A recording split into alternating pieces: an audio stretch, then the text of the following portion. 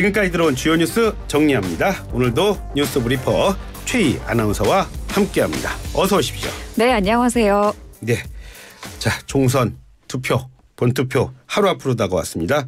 첫 소식은 먼저 선거 유세 총력전에 나선 후보들의 대표들 일정부터 보겠습니다. 네, 여야 대표들 최대 격전지 수도권에서 막판 표심 잡기에 나섭니다. 한동훈 비대위원장은 서울 격전지 14곳을 돌고 청계광장을 끝으로 유세를 마무리하는데요. 먼저 오전 10시 도봉을 찾았습니다. 이어 동대문, 중성동, 광진, 강동을 거쳐 송파, 동작, 영등포, 양천, 강서, 마포, 서대문, 용산으로 갑니다. 유세 마지막 날 이들 지역을 택한 건 역시 서울 핵심 승부처인 한강벨트와 지난 21대 총선에서 한석도 건지지 못한 야당 강세 지역이죠.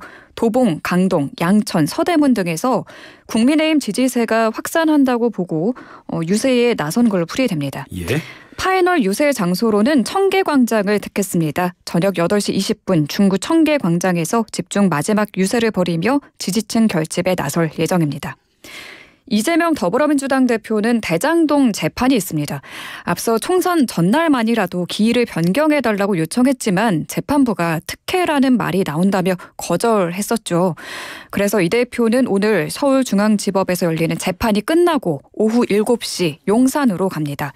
공식 선거운동 첫날에도 용산에서 출정식을 열었는데 마지막 유세 지역도 용산을 택한 건데요. 선거운동 시작과 끝을 모두 대통령실이 있는 용산역에서 여는 건 윤석열 정권 심판 여론을 부각하면서 표심을 끌어오려는 전략으로 풀이됩니다. 네, 나머지 제3지대 후보들도 바쁠 거라고 보이는데요. 마지막 유세 장소 각각 어디를 택했을까요? 조국혁신당 조국 대표는 서울 광화문 광장을 끝으로 유세 마침표를 찍고요. 녹색정의당은 장혜영 후보가 출마한 마포구 홍대 앞에서 또 새로운 미래는 서른 홍영표 후보가 출마한 부천을 마지막 유세 장소로 꼽았고요. 개혁신당은 이준석 대표가 출마한 경기도 화성을 끝으로 유세 일정을 마무리할 예정입니다. 네, 전 걱정스러운 게 이번 총선에서도 사전투표 조작설 얘기들이 조금씩 새 나오고 있습니다. 여기에 대해서 선관위가 입장을 밝혔나요? 네, 선관위는 사실 무근이라고 반박했습니다. 황교안 전 미래통합당 대표와 가가호호 공명선거대안당 민경욱 공동대표 그리고 유튜버가 조작설을 제기하고 있는데요. 조작됐다면서 올린 영상은 서울 은평구 선관위 관외 사전투표 투표함 투입 영상인데요. 약 10분 분량의 이 영상을 보면 선관위 직원과 여야 정당 추천위원 2명이 사전투표가 끝난 다음 날인 7일 새벽 2시쯤 우편으로 접수한 관외 사전투표 회송용 봉투라고 하는데 이걸 투표함에 넣는 모습이 담겼습니다. 예. 그런데 이 출처를 알 수 없는 수상한 투표 용지를 불법적으로 넣었다고 주장을 하는 것 같아요.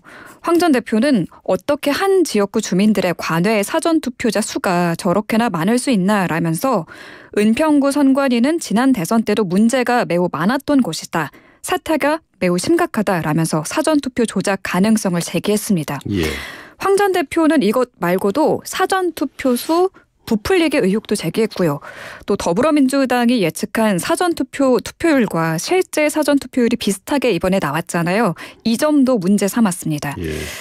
중앙선거관리위원회는 은평구 선관위 영상에 대해서 국민의힘, 민주당이 각각 추천한 위원 2명이 입회했다는 점을 들면서 선관위 직원이 새벽 시간에 임의로 투표함 보관 장소에 들어가 봉인지를 뜯고 불법적으로 투표지를 투입했다는 건 전혀 사실이 아니다라고 밝혔고요. 예. 부정선거를 주장하면서 영상을 올린 유튜버는 공식 선거법 위반 혐의로 고발한 상태입니다. 예. 자, 다음 소식 알아볼까요? 의정 갈등 얘기해 보겠습니다. 의료계에서 지금 서로 다른 말이 나오는 것 같아요. 그렇습니다. 정부가 2,000명 의대 증원 규모 조정 여지를 두면서 의정 간 좀 긍정적인 소통이 이루어지지 않을까 기대했는데 대화 상대인 의료계에서 통일된 의견은 고사하고 내분이 일고 있는 그런 분위기입니다. 예. 앞서 대한의사협회 비상대책위원회가 서로 다른 목소리를 내던 의대 교수와 개업이, 전공의, 의대생 등 의료계 주체들이 한자리에 모여 단일한 목소리를 내기 위한 준비를 하고 있고 곧 합동 기자회견을 열 거라 예고한 바 있는데요. 전공의 단체인 대한전공의협의회 박단 비대위원장은 어제 오후 합의한 바 없다라고 밝혔습니다. 아하. 또 여기에 더해서 임현택 의사협회 차기 회장 당선인이 의협 비대위원장을 자신이 맡겠다고 나서면서 갈등이 불거지고 내분 조짐이 일고 있는 건데요. 임 당선인 합동 기자회견에 대해서는 합의된 게 아니었다라면서 다 모아서 의협과의 협의 없이 다른 목소리를 내지 않도록 할 것이라고 말했습니다. 그러니까 지금 모습을 보면 현재 비대위 중심으로 움직이고 있는 의사협회가 비대위와 차기 집행부 또 전공의까지 분열된 모습을 보이고 있는 상황인데요. 현재 의사협회 비대위와 차기 집행부가 만나고 있는 걸로 전해졌거든요. 예. 의협 내부 갈등 조짐이 바깥으로 이제 보도가 되면서 수습에 나선 걸로 보입니다. 네. 자, 이 소식도 보겠습니다. 휴전에 대한 기대를 조금 했었는데 이스라엘 총리 그런데 공격할 거라는 그런 얘기가 또 나오나 봐요. 그렇습니다.